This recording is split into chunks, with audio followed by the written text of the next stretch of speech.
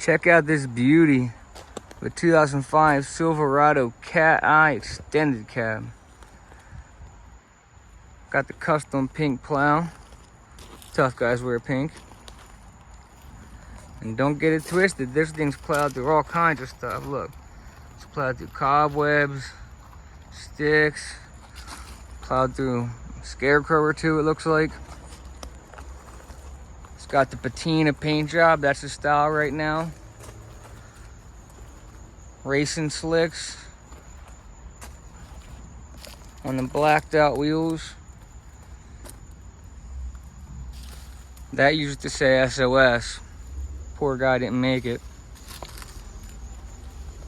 This thing can fit up to 6 people or like 10 wasp nests. Look at that.